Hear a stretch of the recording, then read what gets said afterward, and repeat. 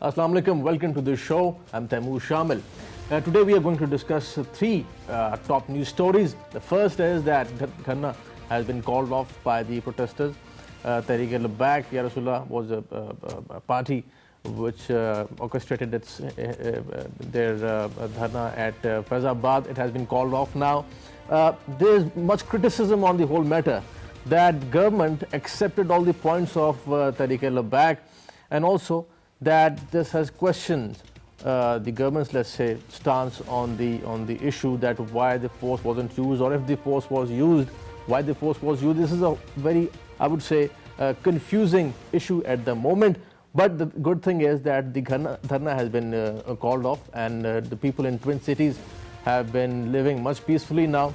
The second story would be about US and its policy towards Pakistan, Afghanistan and India. In a State Department's report, the US has said that US would work closely with Pakistan and India, and their issues should be settled in the region, and that peace in Afghanistan is needed. The third story is that Prime Minister Shahid Khaqan Abbasi, with Chief of Army Staff Qamar Javed Bajwa, and DG ISI and Foreign Minister Khwaja Muhammad Asif was on his one-day visit to Riyadh, and Pakistan has assured Saudi Arabia of its support to the country, to the kingdom. We'll be discussing about all these three top stories, and for that we have our guest in the studio. Our first guest is Major Retired Ahson Bashir. He's a senior defense analyst. Welcome to the program. Our second guest is Mr. Sheraz. He is a political analyst and an academic. Thank you for joining us. Major Ahson Bashir, talking about this dharna has been called off now, and the expressway is open. People coming from Pindi and Islamabad, they can commute easily now. But this whole episode, how do you see this whole episode? The question is that government accepted all the points. My question is that this was a sensitive matter, and there were not more options for the government. There were people who were saying that force should be used, let's say, against the protesters. But in the end, obviously, if something bad happened, which actually happened, 7 innocent people lost their lives in this whole, I would say, in this episode. Weak stance from government, strong stance from government, and this whole episode that 2,000 people can come, they can block roads and ask for resignation, and that would do. How do you see it? Bismillah ar-Rahman ar-Rahim. Thank you very much, Taimour, for asking. This is one of the, I think, most important aspects of our internal situation which is prevailing now at the moment in Pakistan. In a democratic country, the right of expression is always given to the people. But then with the norms, there are certain rules for the same. You have to abide by those rules, and then you are allowed to come and you can express your feelings. You can also demand for what your demand is if it is not met, but then there are also rules for that as well. Now, going beyond that or crossing limits onto that which is not allowed by the law which is prevailing in the country always becomes Confucius, and which is not very welcome. I think the same kind of situation happened here also. Let's just for a while see that why did it happen? Why did the people had to come onto the streets? Why did they had to come and go for a dharna? Why did they had to come and show their force and then get their demand met? Whatever it was, and then finally you saw that they have been successful in getting all that. But then at the same time, it's very, very important to see as to what were the circumstances under which they were compelled to come to this stage. Was it the duty of the government at that time to really avoid this kind? Could it have been avoided? This situation should have been avoided or not avoided? This is another very important aspect of this whole story which unfolded for in the 21 days out there at Faizabad. And Faizabad ultimately ended up with a battleground, and then it has to be used, a force was used, and then that force was withdrawn, and then amicably again the whole situation got diffused. Now it could have been it could have been prevented at the very outset. Once this kind of, what was the need of having an amendment you know, for that matter, to be Right. done, and then getting it back. Obviously, that raises a lot of questions and serious Right. questions onto that. But having this said, this point, Mr. Shiraz, that bringing in the religious sentiment in the politics, and this is at times very dangerous when you bring in such kind of sentiment. This can go absolutely against, let's say, few individuals who were attacked in Punjab. Ministers and their houses were attacked. So when you instigate, let's say, or you provoke people's religious sentiments, that also becomes an issue, and that can become a big issue. My question is that this kind of politics, how do you see it?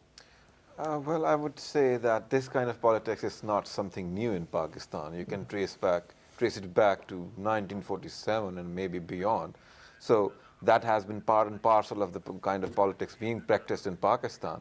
The thing which we have not been able to instigate and initiate within the Pakistani political system has been to educate our population, to educate our people how to be more democratic, the democratic values and norms. So that has been the basic issue, because wherever our politicians find themselves cornered, they use the religious political card. Right. That has been that is something which is we need to look beyond our own personal interest and look for what we call the national interest. First, we have to define the national interest. As far as this dharna is concerned, this sit-in is concerned at Faizabad, I would say that once again, it has not been not only handled in a very decent way earlier on, and according to my own opinion, it was not concluded in a decent way as well. We will continue on this. We have Mr. Rana Afzal, MNA from PMLN, with us on phone. Assalamu alaikum. Mr. Rana, talking about this whole issue of the dharna that we saw, 21-day sit-in, what are the lessons that we have learned from this dharna and from this whole episode, I would say? Well, I tend to agree with you that you were saying that we have not been able to educate the people.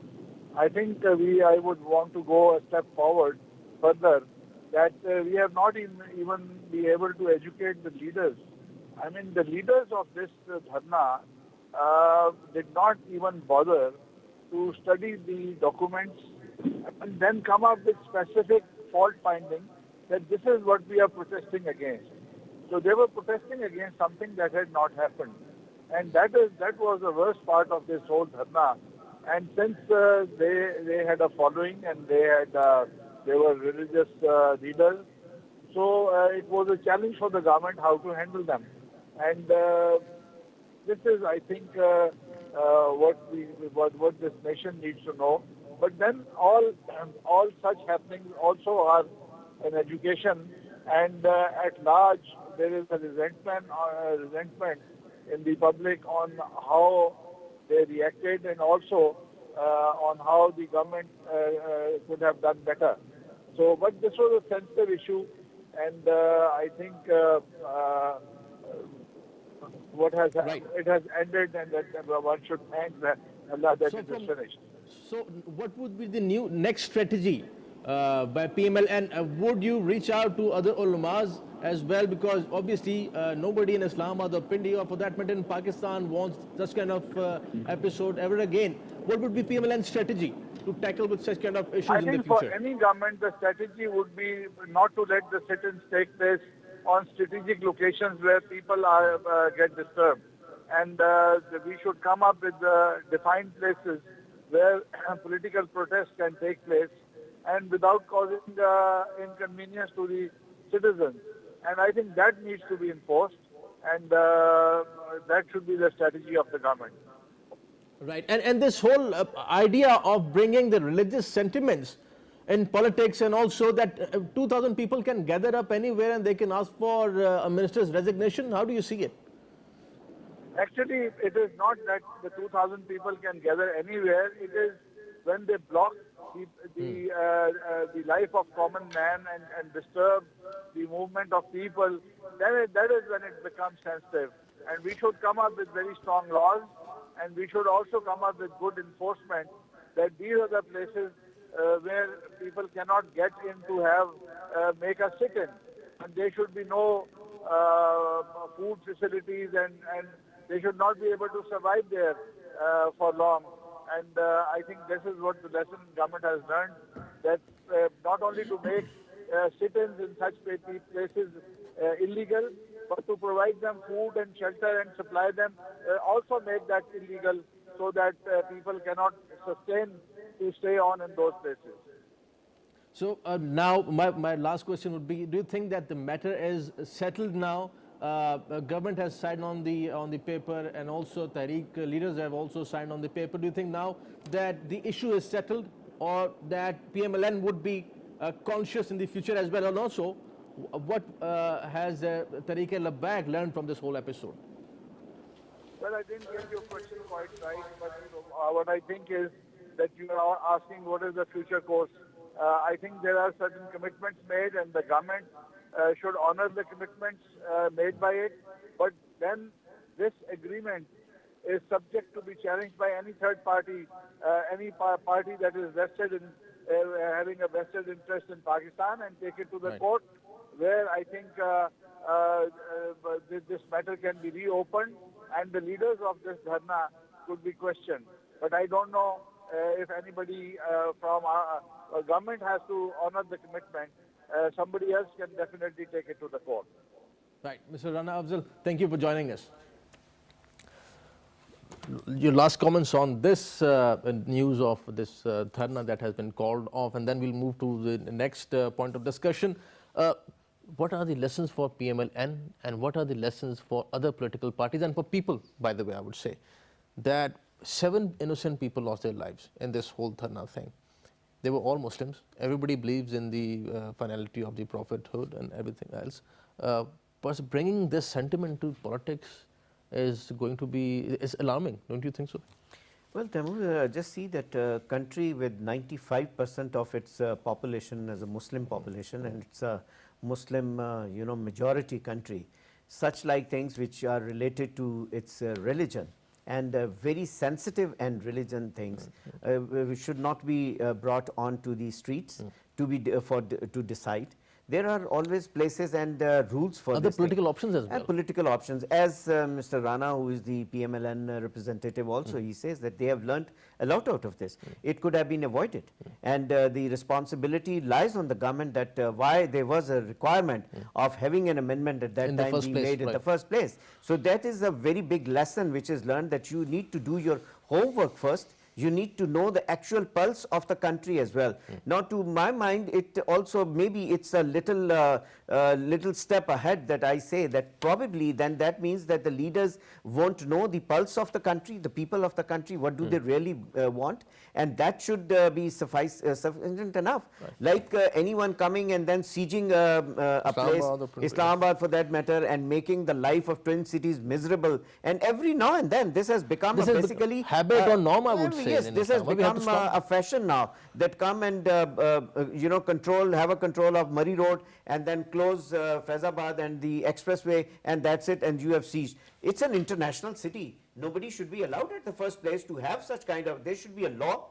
I think in the National Assembly there should be a law now passed, a bill should be passed, a resolution should be passed on that this is the area in which there should protest, no protest is allowed, because this is an international city. The capital. The image of Pakistan always goes, you have the right to do that, but then there should be a particular demarcated places where people can come and they can lodge their protest. And the government is paying from the taxpayers' money to what has happened at Faizabad or elsewhere. The vandalization which took place all over the terminals, the Daewoo terminals, quite expensive equipment was different there. Places, right.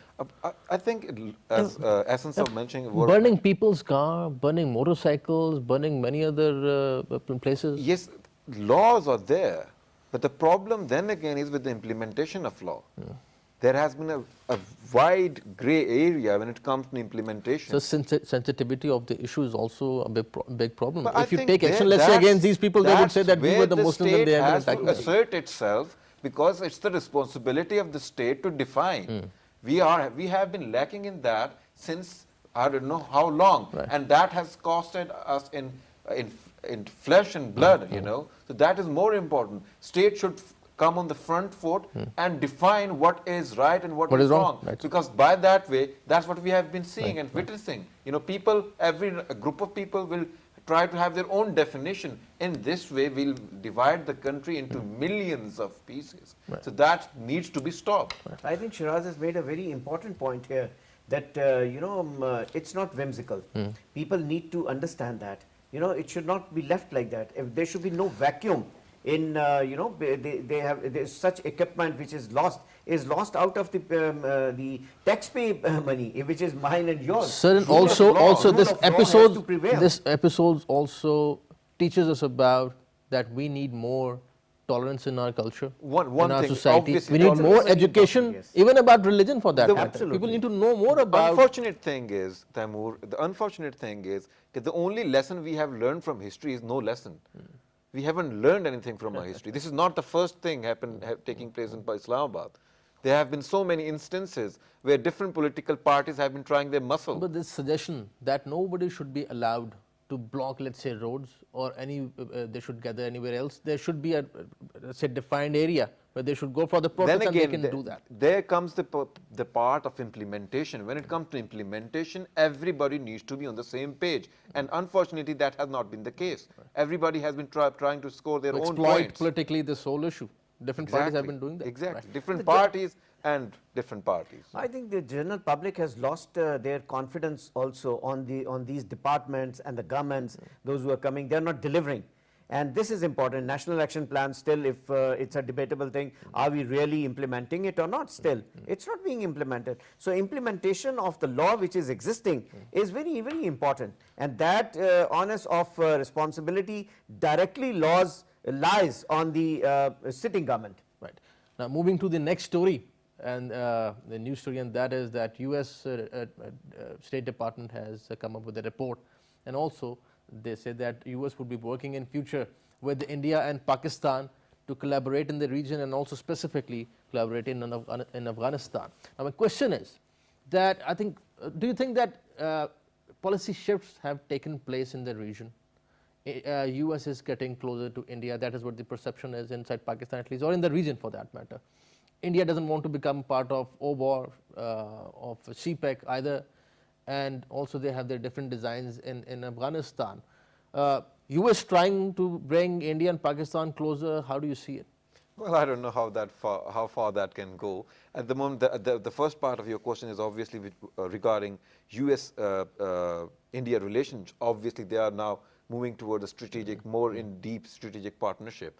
But on the other end, obviously, the relationship between China and Pakistan is also solidifying over the period of time. So it has been understood and observed by many academicians and researchers that if the relationship between India and US grows stronger, similarly, the same thing will take place on the other end between China and Pakistan. Right. But this region, and we also mentioned about the initiative of whom CPEC is a flagship project. I think the politics needs to be understood, because fine, and United States of America is trying its utmost to get India on its side and to challenge China and its initiative and its ambitions in the region and at the global level as well. But the important thing is India has been playing very prudently. India has been playing its card very wisely. You know, recently when Donald J. Trump basically disclosed its policy towards South Asia, India when Tillerson visited India later on, India categorically denied no boots on ground. They were given an offer to have more involvement in Afghanistan, but they denied. They said that they only want a development side of the Afghanistan, you know, not and no military side of it, no military side of the problem. So that is a very important aspect, because India at this moment. So when we talk about how far and how wise is it for India to to fully transform towards allied as a full you can say partner. Total tilt towards the US. Right? US. I think it is not going to be wise for them, because they are in the region. It needs to be understood in that way. And this region is now becoming the heartland. When this becomes the heartland, it will be difficult for India to off balance, because China is going to be the balancer. Right. Recently, we have been hearing the do more mantra, again I would say, President Trump said that there are safe havens inside Pakistan, and we had a lot of discussion on that point as well in other programs.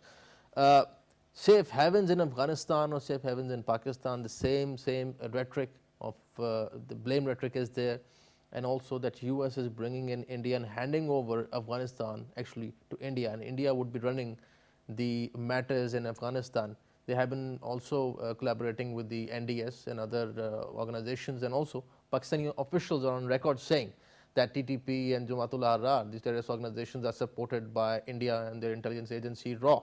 Would it be acceptable to Pakistan that India is given free hand in Afghanistan, and Pakistan would be okay with it?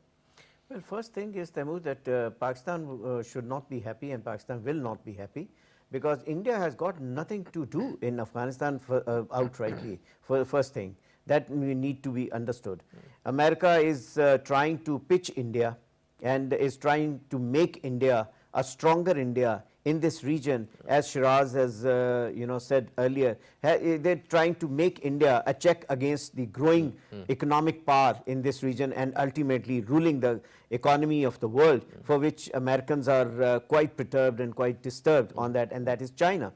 India, coming down to Afghan war, India has got no role to play basically in there. Afghan war, and Americans also know it. If 76 countries coalition in Afghanistan could not, under the flag of NATO, have not been able to bring the peace in Afghanistan, alone India, supported by America, will also not be able to do that as well.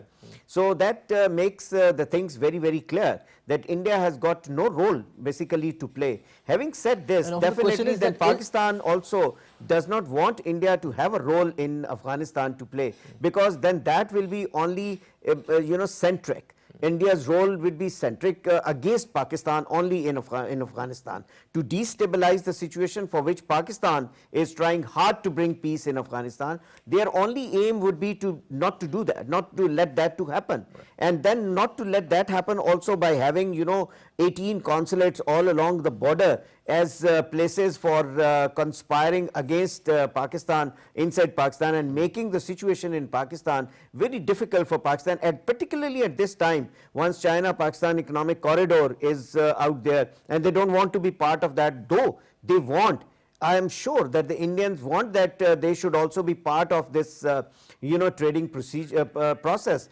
and be part of China-Pakistan economic corridor also, right, in some way or the other. But the interest is American interest. Coming to the second thing is that this mantra of do more, they have always been pushing Pakistan, thinking that Pakistan should do and become their holy cow to be slaughtered out there only, and that did not happen. Now they are trying to bring in India as well, and now finally they have brought all the three into it: Pakistan, India and Afghanistan. So their mantra remains the same. Now it's for all three of them to do more. This perception in the region and in Pakistan as well, Mr. Sheraz, and that is that 16 years long war, intense war, billions of dollars have been pumped in Afghanistan, thousands of people have lost their lives, but we don't see any end to the misery, let's say, or the mess that is in Afghanistan. Do you think that US now wants India to take over that whole thing, and there should be somebody else responsible, let's say, or doing something more in Afghanistan? Because Pakistan has clearly said that Pakistan would not fight anybody's war on its soil, and Pakistan would not become scapegoat. This is what Prime Minister said at UNGA. I don't think so. India is in a position or they have a policy of such the kind of replacement you're talking about in Afghanistan, and they don't have the capacity as well. So this is a far foresighted, in other words, it's not something that India is targeting. So when US says that they're going to they bring in India, let's say, in his speech, President Trump mentioned India. What were they expecting from India? If they don't have the capability or the capacity, then what role is India going to play in Afghanistan? I think India has, so far India has played a very important role when it comes to economic side, because the development side, they have funded many developmental infrastructural projects within Afghanistan. So in that regard, it has been very crucial, the role of India as far as the United States of America is concerned, because that is the only country in the region who supports what the United States of America, the Western forces are doing in Afghanistan. So it's important. They want to have more share of India, more presence of India in Afghanistan, because otherwise you see it's Russia, it's China, it's Pakistan. So what options are they left with? So at the moment they have the only option, that is India. And I think it's as far as the United States of America is concerned, it's I think their policymakers are obviously thinking beyond what is taking place in the region right now, but it's too ambitious for the United States of America to put all their eggs in one basket, and which is India. Eventually, I would say, when the right time comes, once this frustration on the Indian side, this last chance which they want to take against China and its ambitions, are the economic integration which is going to take place in the upcoming decades. Once that is over, once it is clear, dust has settled down, India will be the first country to join hands with China regarding the economic progress and economic integration in the region. Because everybody wants development and nobody wants war in the region. My question, well, we'll move to the next story, but before that, what do you think would be India's role? India would be involved strategically or economically? They would support Afghanistan's economy?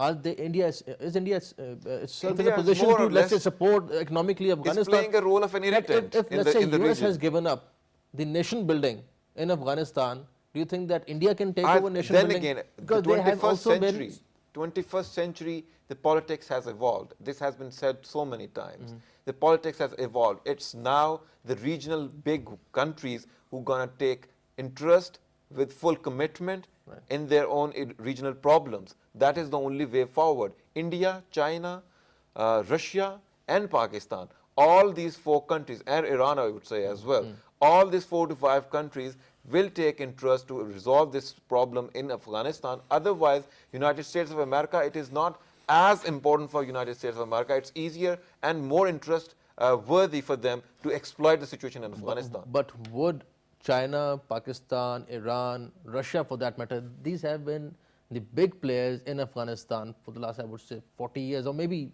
it predates More than that. More than that. India is comparatively a new player in Afghanistan. The same question, do you think that other countries would accept, let's say, India's greater designs in Afghanistan? Well, I think if it doesn't disturb the economic stability in this and the growth in this region, then India is not a problem for that matter. Their presence in any of these countries or in this region is welcome, because if they are also part of the growth and they do understand the game which is going on, and they become a good player in the same game in this region.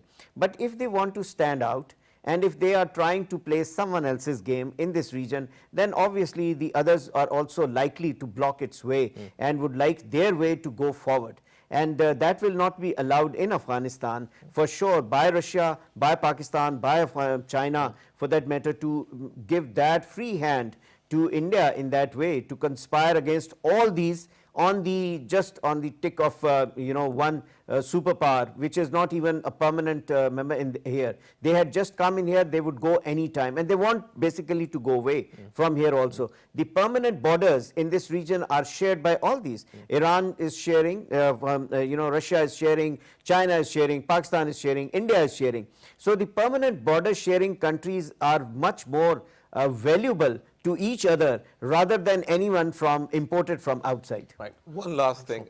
Definitely, the one saying in international relations is you can either love your neighbors or kill your neighbors. I hope Indian policymakers have that in mind.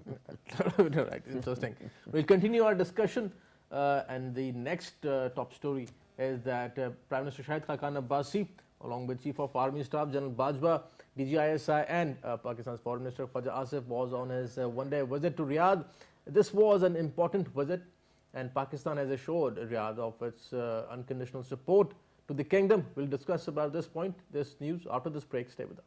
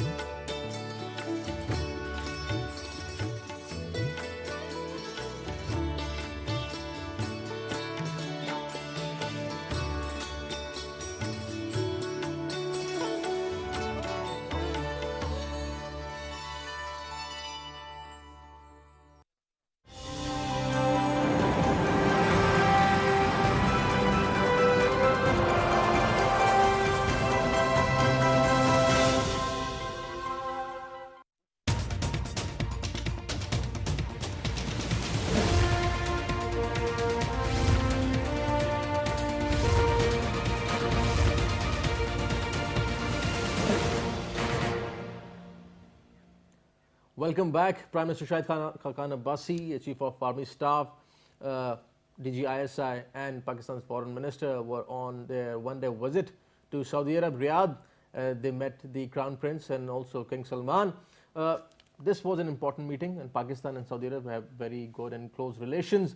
On Sunday, last Sunday, a meeting of ICTC took place, an international coalition against terrorism, and the commander of the force of this coalition is former Chief of Army Staff, Pakistan's former Chief of Army Staff, General Raheel Sharif.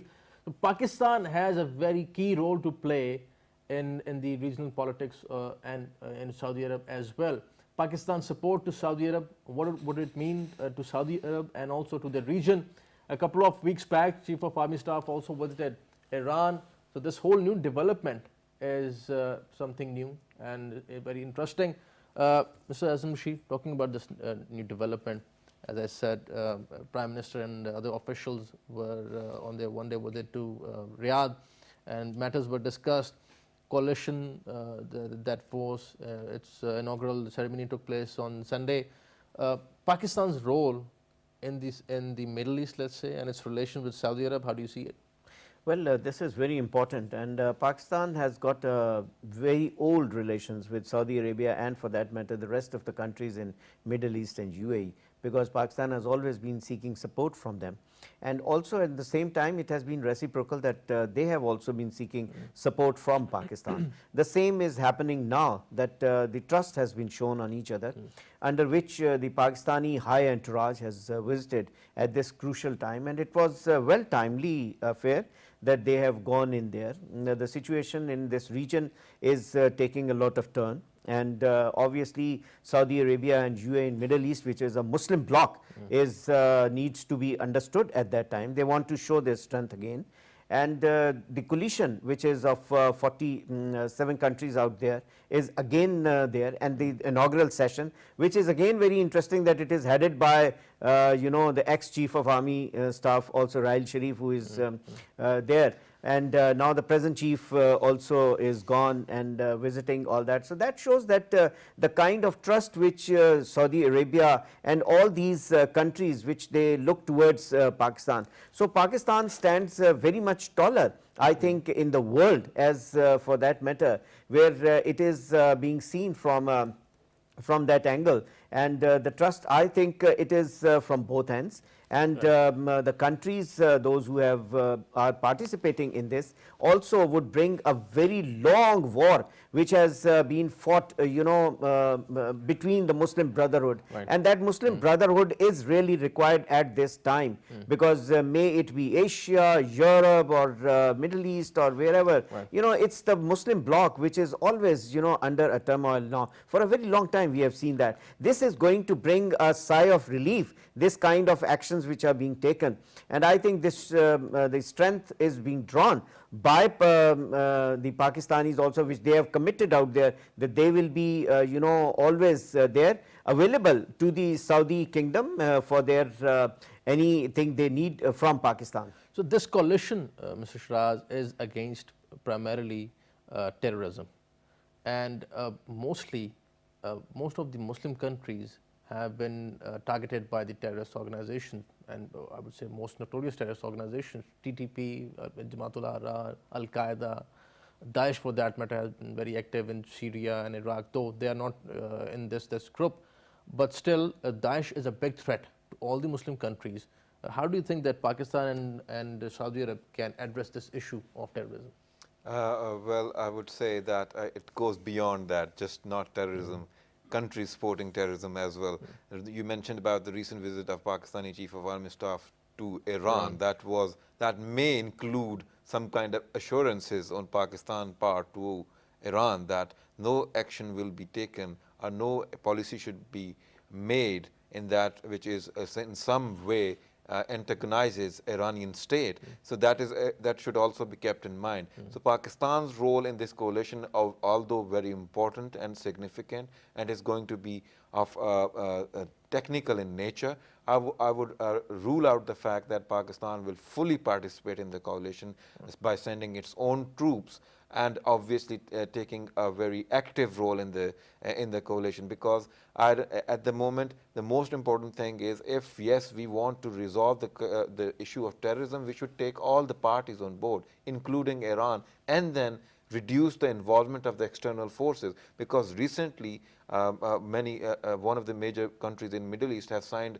a very humongous and very healthy arms deal with the United States of America, and then that which has resulted further into deterioration of relationship with another Middle Eastern country, Qatar. So I think the most important thing, and the war in Yemen also, the condition in Syria, so we need to move forward from this politics of fear towards something which is more reconciliatory, which is more towards the region. Then again, coming back to the point which I made earlier, the politics of regionalism, we need to limit ourselves towards that, because that is going to be the upcoming, you can say, new era of politics. Right. So it's important that whatever the initiative is within the region, it's okay if it is the war against terrorism, fine, fair enough. We are ready to cooperate at any level, but it should not be a sign, it should not signal any kind of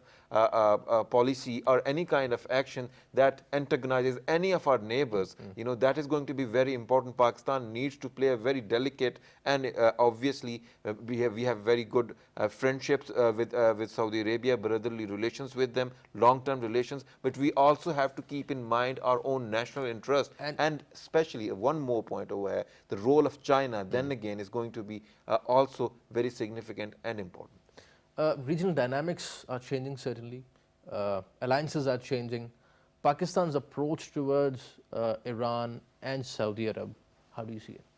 I think it's very positive. Pakistan has done a wonderful job by having improved relations with Iran, which were constrained for some time. We have seen a lot of ups and downs between Pakistan and Iran, but it's a very good omen that Pakistan has got and is developing fastly relations with Iran, because Iran also at the same time thinks that Pakistan is definitely a very important country, and Iran is one of those first countries in the world which recognized Pakistan as a sovereign nation in 1947. We are neighbors. You know. We are neighbors also, and we share so many commonalities also. So I think that fighting a menace which is a global menace of terrorism also, in that way the entire Muslim Ummah, and especially these countries like Pakistan, Afghanistan, Iran, Turkey, you know, Saudi Arabia and UAE and Middle East, and everyone together can only play a positive role by fighting against this menace. Unless we do it together, then I think individually it will be very difficult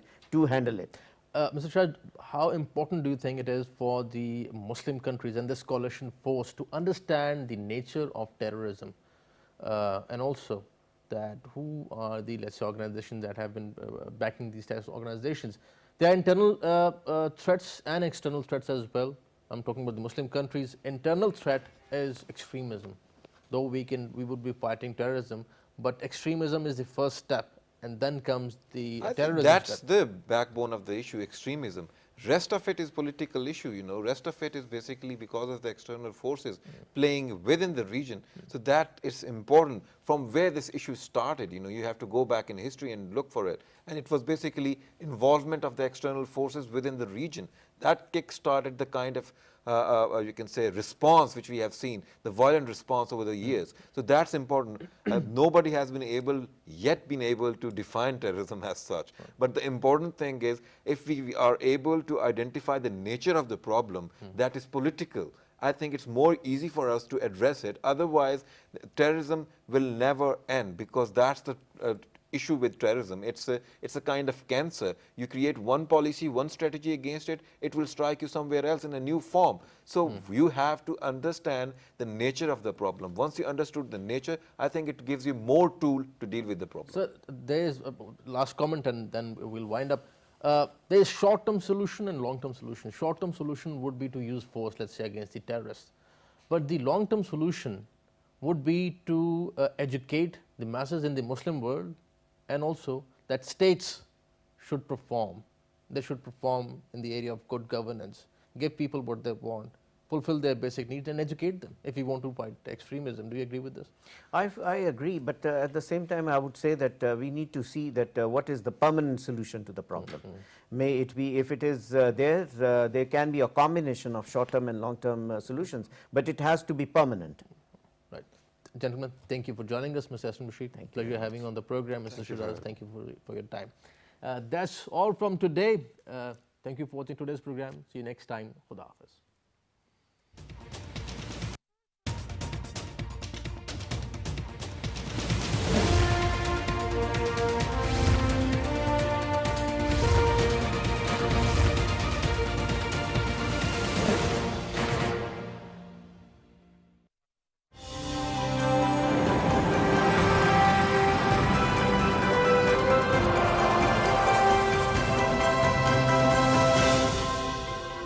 Is a faceless enemy, in a sense that they have been operating all over, I think all the continents almost, and specifically the way they have targeted Muslims in Muslim countries. This is an ideology, I would say. This is. Do you think this is an ideology, or do you think this is nexus between crime and terrorism? I'm talking about the nature of terrorism, or do you think that we don't know exactly where the enemy is? So to fight an enemy who doesn't have, I would say, a specific area, how would you fight an enemy like that? Yeah, that's a very, very fundamental question, very profound question, profound inquiry, profound question actually, that what is it? Every scenario of terrorism has an economy of conflict and crime associated with it. It is automatic. And they have, they earn their bread, they earn their economics and all that. They create an economics around the conflict, around terrorism and extremism. Right. It benefits them in so many ways. This is an industry. It is an industry, and that is why, it is very difficult to dismantle it. About its being faceless and being area or territoryless, well, it is neither faceless nor it is territoryless, because it operates from a particular area which you can point out, and they have their declared intentions, they have their declared strategies. They, more importantly, they have their recruitment and mobilization base within that environment or that society as a whole, if it is a country or something. So all these things are. But Daesh, for instance, has been operating in Syria, in Iraq, Afghanistan, Pakistan, and the threat is in Saudi Arabia as well. Exactly. Now we are talking of the transnational threats, threats from Afghanistan, traveling the borders, coming to Pakistan, for example, and similarly from Syria or from Iraq, vice versa, or from elsewhere. And they're using cyberspace as well. So they are doing so. The movement in the world has become, it is the means of communication, modern means of communication, and the modern regimes for tourism and travel, they are being exploited, just like any smugglers and all that they may be from Australia and having connections elsewhere. Sort of a mafia that is working. It's a mafia. Right. It is like a mafia. So they have the face, they have the ideology, they want to dominate a territory. So much so that they want to dominate states based on their so-called agenda and ideology or something. So they have a face. But what is faceless is that we need to actually sort out a strategy, a narrative, which is actually 80% of the counter-terrorism. 15 to 20% is the military, anywhere in the world. So we need to concentrate on this aspect more that you just pointed out. Gentlemen, thank you for joining us. Mr. Javed Siddique, thank you for your time. Thank you for joining us.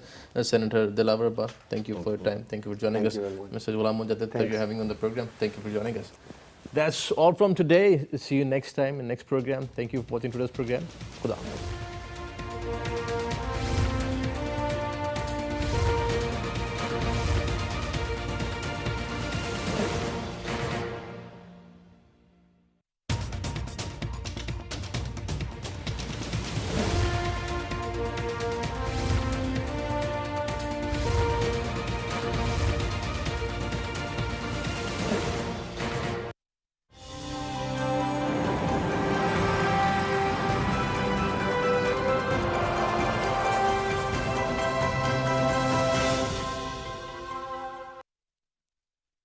legislator, the Supreme Court, or maybe High Court, they are going to strike down this bad legislation. It's purely for political consumption. And the legislation, which is a person-specific legislation, that has no standing at all. It cannot exist. It is a person-specific legislation. Sir, we will leave it at that. Thank you very much for taking out the time and taking part in this very heated debate, I would say. Thank you once again. Well, you heard the conversation, and in conclusion, I'd like to say that many a times it's not what we say, but how we say it that really matters. And to the people who are protesting on Faizabad, I would request that they need to change the way that they are approaching this problem, and we hope and request them that they see logic, and they also see that what they're doing is by no means what Islam teaches us. So on that hope and on that note, it's goodbye.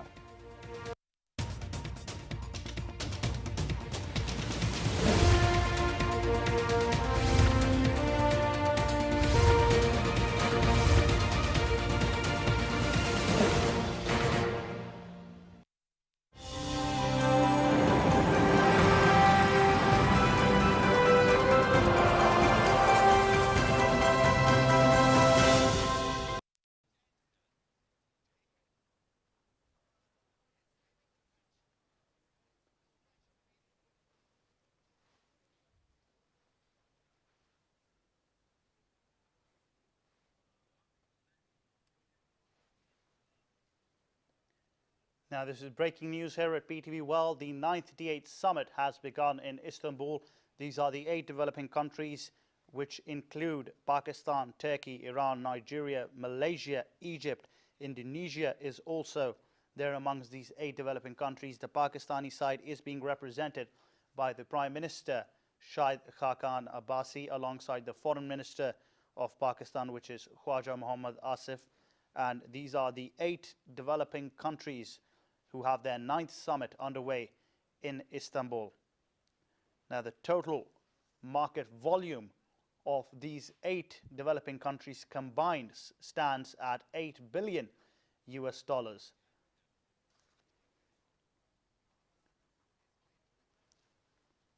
On your screens, you can see Turkish President Recep Tayyip Erdogan. To his right was the Turkish Prime Minister as well, and to his left was the Pakistani representative, the Prime Minister of Islamic Republic of Pakistan, Mr. Shahid Khaqan Abbasi, who is attending this 9th D8 conference and is representing Pakistani delegation alongside the Foreign Minister, Khwaja Mohammad Asif, who is accompanying the Prime Minister in this D8 summit.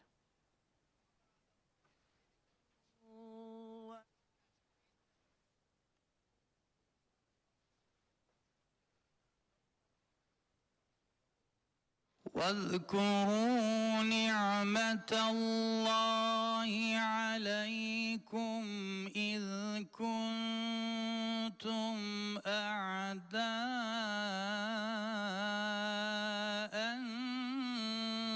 فألف بين قلوبكم واذكروا نعمة الله عليكم إذ كنتم أعداء فألف بين قلوبكم